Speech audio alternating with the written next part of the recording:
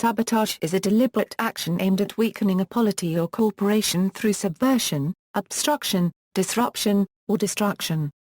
In a workplace setting, sabotage is the conscious withdrawal of efficiency generally directed at causing some change in workplace conditions. One who engages in sabotage is a saboteur. Saboteurs typically try to conceal their identities because of the consequences of their actions.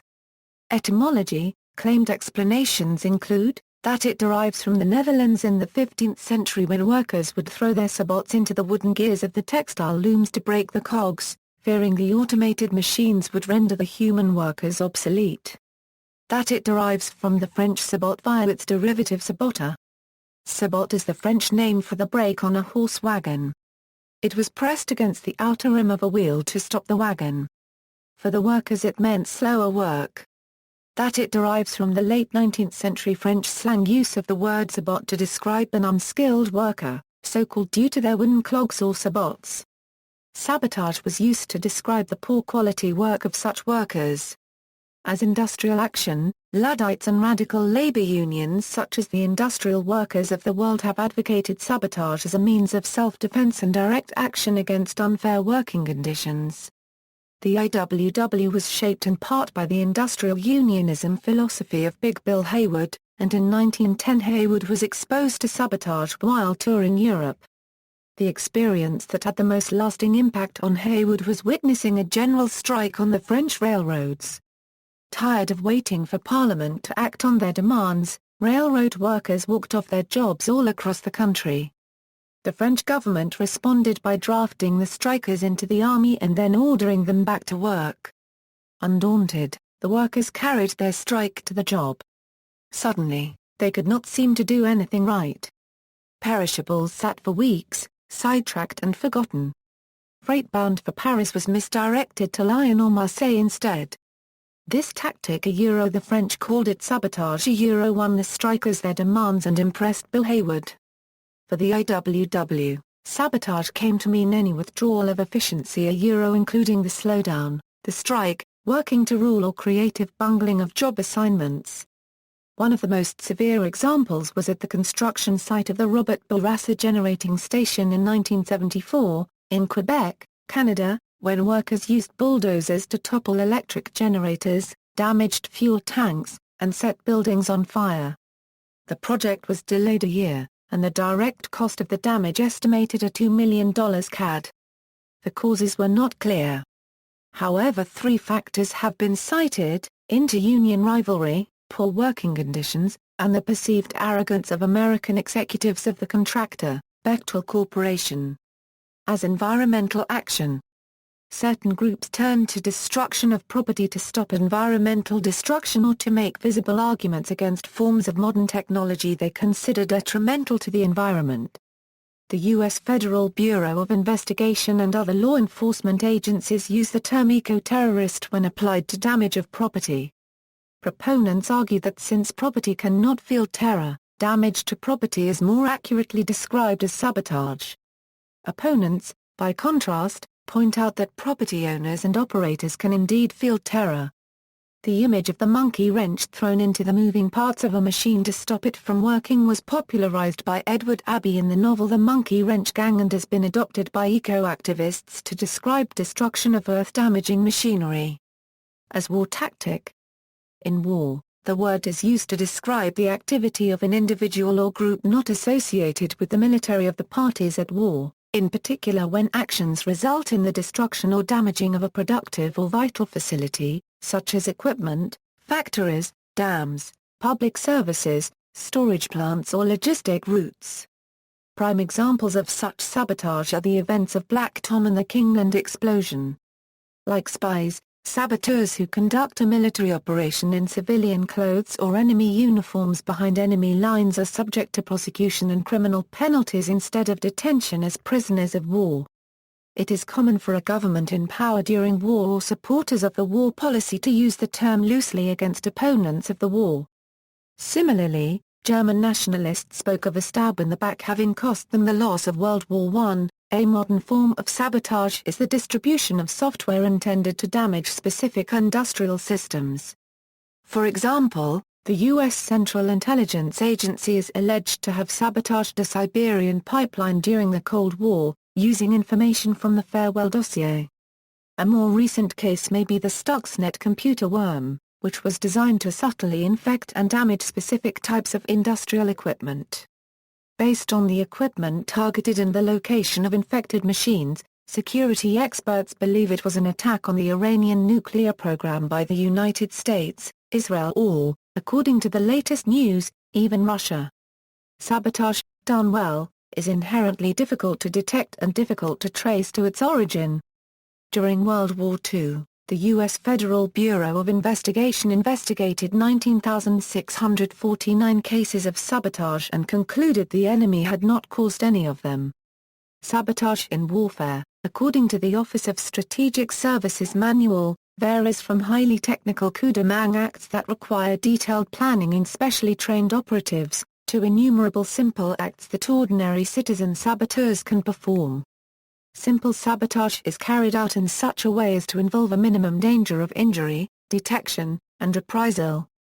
There are two main methods of sabotage: physical destruction and the human element.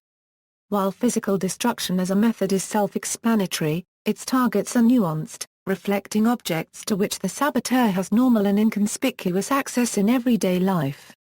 The human element is based on universal opportunities to make faulty decisions, to adopt a non-cooperative attitude, and to induce others to follow suit. There are many examples of physical sabotage in wartime.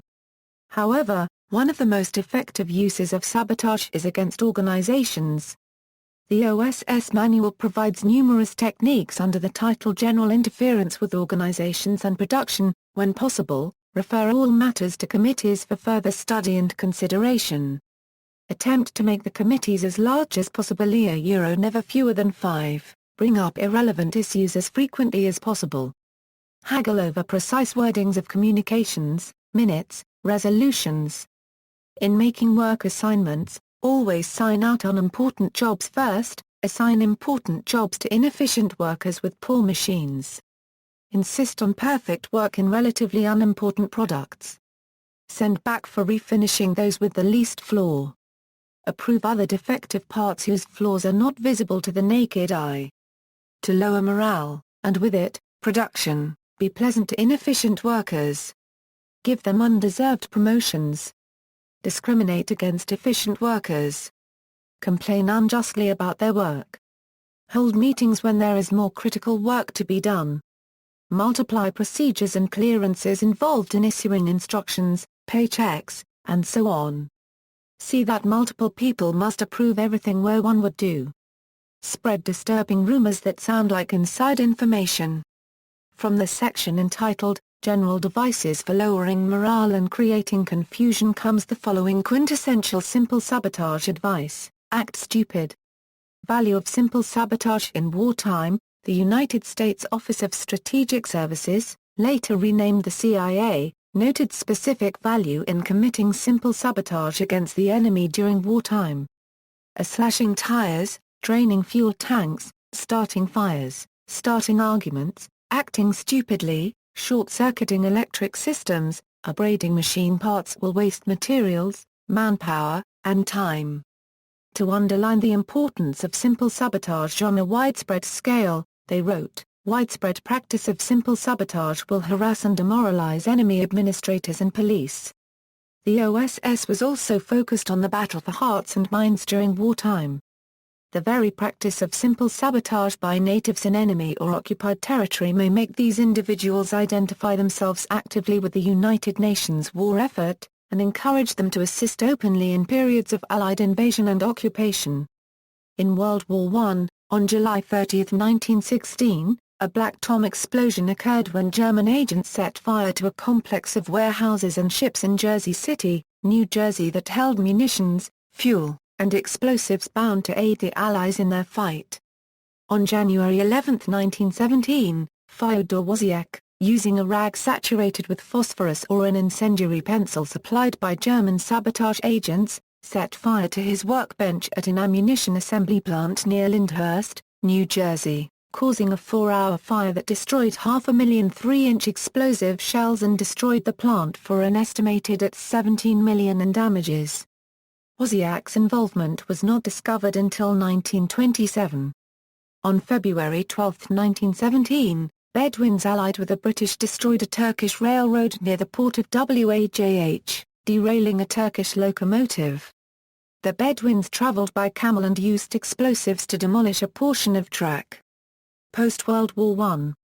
In Ireland, the Irish Republican Army used sabotage against the British following the Easter 1916 uprising. The IRA compromised communication lines and lines of transportation and fuel supplies.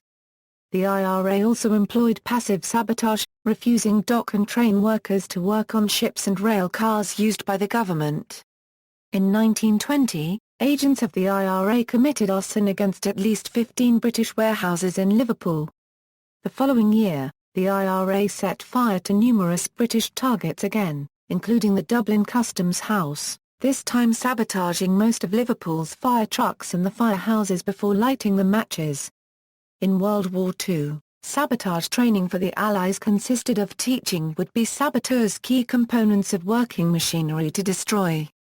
Saboteurs learned hundreds of small tricks to cause the Germans big trouble.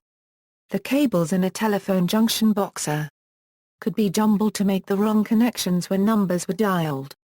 A few ounces of plastique, properly placed, could bring down a bridge, cave in a mine shaft, or collapse the roof of a railroad tunnel. The French resistance ran an extremely effective sabotage campaign against the Germans during World War II. Receiving their sabotage orders through messages over the BBC radio or by aircraft, the French used both passive and active forms of sabotage. Passive forms included losing German shipments and allowing poor quality material to pass factory inspections. Many active sabotage attempts were against critical rail lines of transportation. German records count 1,429 instances of sabotage from French resistance forces between January 1942 and February 1943.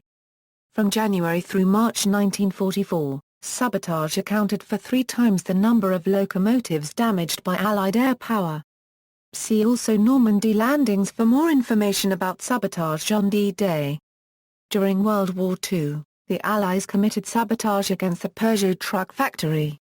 After repeated failures in Allied bombing attempts to hit the factory, a team of French resistance fighters and special operations executive agents distracted the German guards with a game of soccer while part of their team entered the plant and destroyed machinery. In December 1944, the Germans ran a false flag sabotage infiltration, Operation Greif, which was commanded by Waffen-SS Commando Otto Skorzeny during the Battle of the Bulge. German commandos, wearing U.S. Army uniforms, carrying U.S. Army weapons, and using U.S. Army vehicles, penetrated U.S. lines to spread panic and confusion among U.S. troops and to blow up bridges, ammunition dumps, and fuel stores and to disrupt the lines of communication. Many of the commandos were captured by the Americans. Because they were wearing U.S. uniforms, a number of the Germans were executed as spies either summarily or after military commissions. After World War II. From 1948 to 1960, the Malayan Communists committed numerous effective acts of sabotage against the Malaysian government, first targeting railway bridges, then hitting larger targets such as military camps. Most of their efforts were centered around crippling Malaysia's economy and involved sabotage against trains, rubber trees, water pipes, and electric lines. The Communist sabotage efforts were so successful that they caused backlash amongst the Malaysian population, who gradually withdrew support for the communist movement as their livelihoods became threatened. In Mandatory Palestine from 1945 to 1948, Jewish groups opposed British control. Though that control was to end according to the Balfour Declaration in 1948, the groups used sabotage as an opposition tactic. The Haganah focused their efforts on camps used by the British to hold refugees and radar installations that could be used to detect illegal immigrant ships. The Stern Gang and the Irgun used terrorism and sabotage against the British government and against lines of communications. In November 1946, the airgun and stern gang attacked a railroad 21 times in a 3-week period, eventually causing shell-shocked Arab railway workers to strike. The 6th Airborne Division was called in to provide security as a means of ending the strike. In Vietnam, the Viet Cong used swimmer saboteurs often and effectively during the Vietnam War. Between 1969 and 1970, swimmer saboteurs sunk, destroyed, or damaged 77 assets of the U.S. and her allies. Viet Cong swimmers were poorly equipped but well-trained and resourceful. The swimmers provided a low-cost/low-risk option with high payoff. Possible loss to the country for failure compared to the possible gains from a successful mission led to the obvious conclusion the swimmer saboteurs were a good idea. During the Cold War, on January 1, 1984, the Cuscatlán Bridge over Lempa River in El Salvador, critical to flow of commercial and military traffic, was destroyed by guerrilla forces using explosives after using mortar fire to scatter the bridge's guards, causing an estimated $3.7 million in required repairs, and considerably impacting on El Salvadoran business and security. In 1982 in Honduras, a group of 9 Salvadorans and Nicaraguans destroyed a main electrical power station, leaving Tegucigalpa, the capital city, for 3 days without power. As crime, some criminals have engaged in acts of sabotage for reasons of extortion. For example, Klaus-Peter Sabota sabotaged German railway lines in the late 1990s in an attempt to extort $10 million from the German railway operator Deutsche Bahn. He is now serving a sentence of life imprisonment. As political action, the term political sabotage is sometimes used to define the acts of one political camp to disrupt, harass or damage the reputation of a political opponent, usually during an electoral campaign. See Watergate. The term could also describe the actions and expenditures of private entities, corporations and organizations against democratically approved or enacted laws, policies and programs. In a coup d'état, sabotage is a crucial tool of the successful coup d'état, which requires control of communications before, during, and after the coup is staged. Simple sabotage against physical communications platforms using semi-skilled technicians, or even those trained only for this task, could effectively silence the target government of the coup, leaving the information battle space open to the dominance of the coup's leaders. To underscore the effectiveness of sabotage, a single cooperative technician will be able temporarily to put out of action a radio station which would otherwise require a full-scale assault. Railroads, where strategically important to the regime the coup is against, are prime targets for sabotage if a section of the track is damaged. Entire portions of the transportation network can be stopped until it is fixed. Derivative usages, sabotage radio. A sabotage radio was a small two-way radio designed for use by resistance movements in World War II, and after the war often used by expeditions and similar parties. Cybotage, Arcola and Rundfeldt, in their work entitled Networks and Netwars, differentiate their definition of network from a list of trendy synonyms, including cybotage, a portmanteau from the words sabotage, and cyber. They dub the practitioners of cybotage saboteurs, and note while all cybotage is not network, some network is cybotage. Counter-sabotage, defined by Webster's Dictionary, is counterintelligence designed to detect and counteract sabotage. The United States Department of Defense definition, found in the Dictionary of Military and Associated Terms, is action designed to detect and counteract sabotage. See also counterintelligence. In World War II, during World War II, British subject Eddie Chapman, trained by the Germans in sabotage, became a double agent for the British. The Germans were entrusted Chapman to destroy the British de Havilland Company's main plant for the manufacture of heavy bombers, but required photographic proof from their agent to verify the mission's completion. A special unit of the Royal Engineers known as the Magic Gang covered the de Havilland plant with canvas panels and scattered papier-mâché and car copyright furniture and chunks of masonry around 3 broken and burnt giant generators. Photos of the plant taken from the air reflected devastation for the factory and a successful sabotage mission, and Chapman, as a British sabotage double agent, fooled the Germans for the duration of the war. Borrowed into Japanese, In Japanese, the verb saboru means to skip school or loaf on the job. See also. References.